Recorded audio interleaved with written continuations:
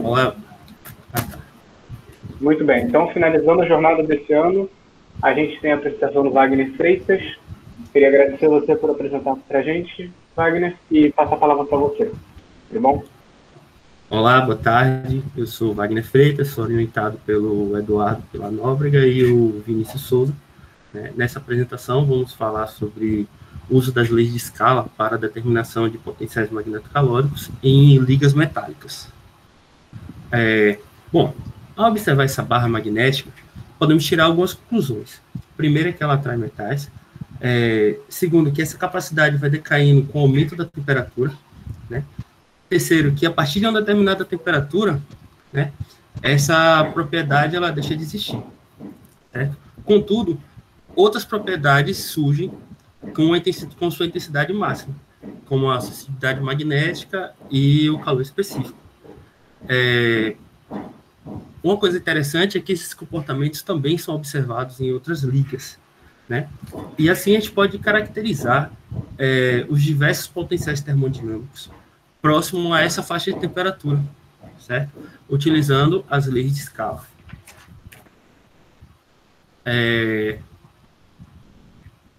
Em torno dessa temperatura crítica, podemos obter os expoentes, que são leis de potência do desvio da quantidade termodinâmica desses valores, né, em torno de Tc. Certo? De maneira geral, a gente vai ter uma função que vai depender da temperatura, mas a gente quer olhar, como eu falei, bem próximo da temperatura crítica. Então, eu não vou falar em temperatura, eu vou utilizar esse epsilonzinho aqui, que vai ser a minha taxa de variação em torno da minha temperatura crítica, né? E para esse epsilon muito pequeno, a gente assume que essa função vai ser positiva, contínua, e que existe esse limite aqui. De modo que a constante resultante do limite vai ser o meu expoente crítico, certo?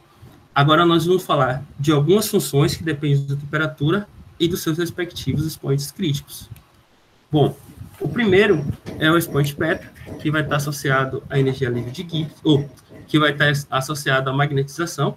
Então, isso vem de lá da energia livre de Gibbs, né? Então, dessa derivada aqui, derivada em função do campo, né? E a gente vai ter que na região crítica, essa magnetização espontânea vai ser igual a MO vezes esse epsilon, que é aquela temperatura reduzida, elevada ao beta, certo? Onde esse MO se trata da amplitude crítica desse sistema e o beta é o meu expoente crítico. Bom, na literatura a gente tem alguns expoentes críticos conhecidos, né, no caso do campo médio, para o modelo 3D de Heisenberg e para o modelo 3D de Ising, que são esses valores presentes na tabela. De maneira análoga, a gente vai ter a suscetibilidade magnética, que vai seguir o mesmo procedimento, né? Ela trata-se da derivada da magnetização, então ela segue a mesma linha e também tem seus valores tabelados, certo? A gente tem esse expoente delta, que ele é bastante interessante por se tratar da análise em cima da temperatura crítica. Então, quando essa temperatura vai ser igual à temperatura crítica, a gente vai ter essa relação 9, ou a gente pode obter de maneira indireta por meio das relações anteriores, utilizando a equação 8. Bom, agora a gente já entende mais ou menos alguns expoentes críticos, como é que eles funcionam e tal, e podemos explicar basicamente o que vem a ser essa função de escala, né? Então, ela se trata de uma perturbação em cima da energia livre de Gibbs, né, dada por essa maneira aqui, de modo que dentro da perturbação eu tenho mais dois expoentes, A e B, onde um vai perturbar o campo e o outro vai perturbar a temperatura, né? Nossa propriedade mais utilizada, né, mais estudada, vai ser a magnetização. Então, se a minha função de Gibbs ela sofre essa perturbação, a minha magnetização, que vai ser uma função oriunda dela, também vai sofrer essa perturbação. De maneira que teremos essa equação 12, certo? E a minha função termodinâmica de magnetização de escala, ela vai se dar basicamente daquele modelo anterior, só desloquei o lambda o lambda menos 1 que estava aqui para o lado de cá, e montei a minha equação 13, certo? O que se torna interessante aqui é que eu posso, nesse caso aqui, ela ainda estava, no caso anterior, ela ainda estava acoplada, então eu tinha informação de campo e informação de da temperatura junto. Então, aqui a gente pode reescrever ela, né, assumindo que esse lambda vai ser igual a esse valor aqui, e eu vou ter uma função reduzida com J e com H, onde o primeiro termo da minha função vai estar associado somente à magnetização e o segundo termo somente ao campo aplicado. De modo que esse mais ou menos aqui vai me responder em que espaço, em que região eu estou, né, de temperatura. Então, o menos é se eu estiver abaixo da temperatura crítica e o mais se eu estiver acima da temperatura crítica. Bom, além de tudo isso aí, a gente precisa obter, né, esses parâmetros críticos por meio das grandezas experimentais. Então, a pessoa fez uma análise no laboratório, né, obteve suas curvas e agora precisa obter esses expoentes críticos, né? Então, de que maneira a gente pode fazer isso? Bom, existem algumas maneiras e hoje eu vou explicar para vocês esse método aí do Ahrens-Nukes, que é o quê? Você parte das isotermas, né? Então, você obtém um laboratório, as curvas de magnetização por campo, e depois você escreve essas curvas seguindo essa equação aqui. Então, ao invés de eu ter M por H, eu vou ter M por H por M, elevado a 1 sobre gama, igual ao segundo termo aqui. Então, a magnetização em 1 sobre beta. Então, na hora que eu reescrever, para cada isoterma, eu vou ter uma reta dessa, certo? De modo que, ao olhar para esse gráfico, eu já consigo obter algumas informações relevantes. Por exemplo, a curva que toca, a isoterma que vai tocar a origem vai ser a minha temperatura crítica, então vai ser aproximadamente esse cara aqui, que é o 286, né? Outra coisa que a gente vai ver, que próximo da temperatura crítica, se você for olhar, tomando por esse ponto aqui, mais ou menos, elas são praticamente retas, né? Acima de uma determinada região ou abaixo de uma determinada região, ela deixa de ser paralela, então ela vai sofrer uma pequena inclinação, né? E aí, se eu estiver acima da temperatura crítica, essa inclinação aumenta, se eu estiver abaixo da temperatura crítica, essa inclinação diminui. Bom, aqui é para... Outra coisa interessante que a gente pode obter, através do gráfico de Ahrens, é uma maneira indireta de obter a magnetização ou a seletividade magnética, certo? Então, aqui, essas são imagens de um artigo, né? Esse artigo que está aqui embaixo, certo? E trata-se dessa liga em especial, a liga cristalina dada por essa maneira. Mas aqui, eu vou mostrar como é que é obtido. Então, se você está trabalhando com a temperatura menor do que a temperatura crítica, vai ser obtida a curva de magnetização.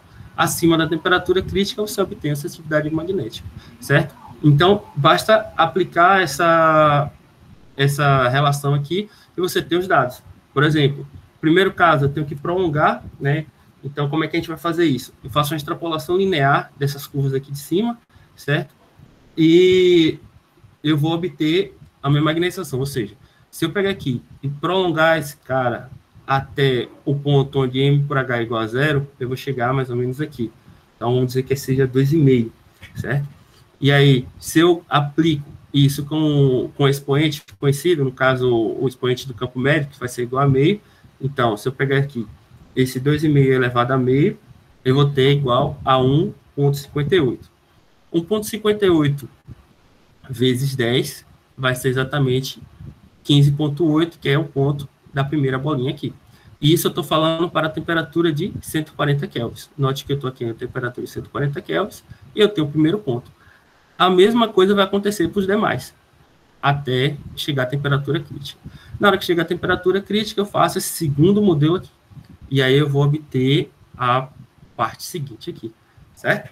Então, com isso, eu obtenho então, eu parto dos expoentes padrões lá do campo médio, que seria meio e 1, né? Obtenho a primeira curva, e aí, à medida eu vou repetindo esses passos até que eu tenha uma otimização do sistema. Vou explicar isso um pouco melhor à frente. Bom, após eu conseguir aqui essas curvas, eu posso utilizar também esse método analítico, o método de Cover-Shell, ou Cover-Fisher, certo? Que basicamente vai ser o quê? Eu vou ter os dois lados aqui, o meu eixo Y e o meu eixo X, cujo meu coeficiente angular vai ser exatamente o inverso do meu expoente, certo? E com isso, a gente tem a confirmação dos expoentes que a gente está trabalhando, certo? Então, aqui é o modelo autoconsistente, né? Então, o que a gente vai fazer passo a passo? Então, primeiro passo, eu pego as isotermas, né, experimentais, elas estão aqui. Depois, a gente faz essa modificação, né, para o gráfico de Arrow, certo? No gráfico de Arrow, utilizando os expoentes do campo médio. Então, aqui seria m elevado a 1 sobre beta, como beta é igual a meio, então ficou m ao quadrado.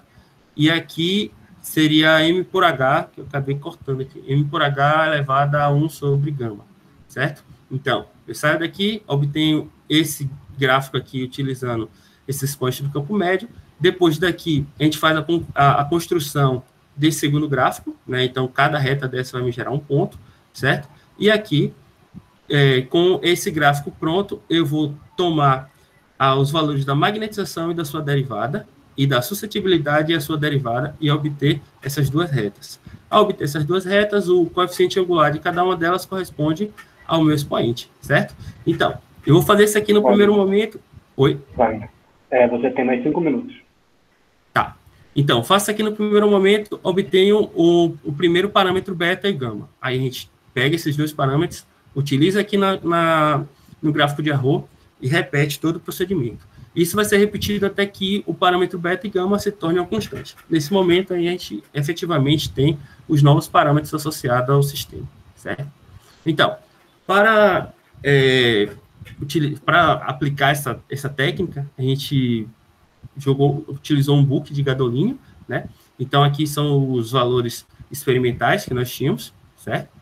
Aqui, o nosso gráfico de Arrow, utilizando os parâmetros iniciais, né, de campo médio, e após aquela otimização, conseguimos esses dois expoentes aqui, certo?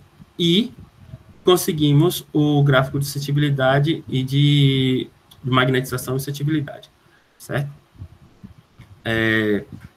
O que foi bem parecido, que já está muito próximo dos parâmetros de Heisenberg. Aqui a gente pode ver a confirmação do gráfico de Culver-Fisher, certo? E, como a gente está trabalhando com grandezas, né, magnéticas, e eu trabalho no grupo de magneto calórico, a gente tem que levar em consideração esse parâmetro aí, que está associado à diferença isotérmica da entropia, né? Então, a gente tem uma relação direta entre o pico da diferença isotérmica da entropia com o campo, né, dado por essa relação aqui, certo? Então, ao manipular esse sistema para diferentes campos, a gente pode obter uma curva universal que vai responder como é que esse material se comporta em diferentes campos, e a gente também vai ter um expoente associado a isso. Como no caso a gente não tinha os valores experimentais dessa diferença, a gente utilizou o campo médio, né? E para o campo médio, esse eta é um valor conhecido, que é igual a 2/3, e eu vou lhe mostrar como é que a gente fez basicamente. Então, o primeiro procedimento, a gente normaliza o eixo Y, dessa maneira aqui, então, ΔS' vai ser o ΔS pelo ΔS pico, né? E o eixo X, a gente vai fazer uma normalização em torno de duas temperaturas, que é duas temperaturas de referência, ou seja, 50% do pico.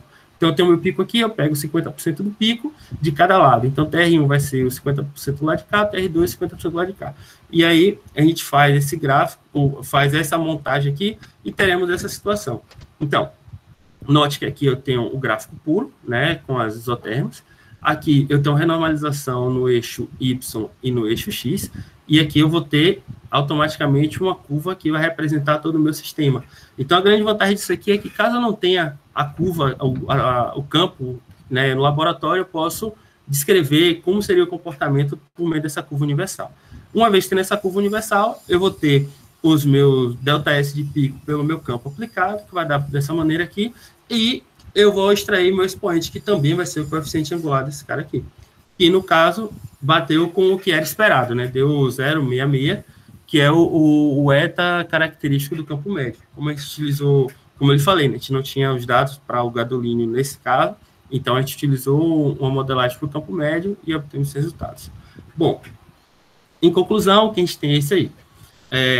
Ao utilizar essas técnicas, né, foi possível obter esses expoentes, né, para um book de Gadolini, né? Esses valores concordam diretamente com os valores preditos pelo modelo de Heisenberg, exceto o ETA, que foi um modelo do campo médio, como já expliquei para vocês, e a grande vantagem dessa metodologia é que a gente pode fazer extrapolações da temperatura ou de campos não disponibilizados no laboratório, fazer uma redução dos ruídos experimentais e corrigir influências, né, de outras fases que não fazem interesse para o nosso modelo.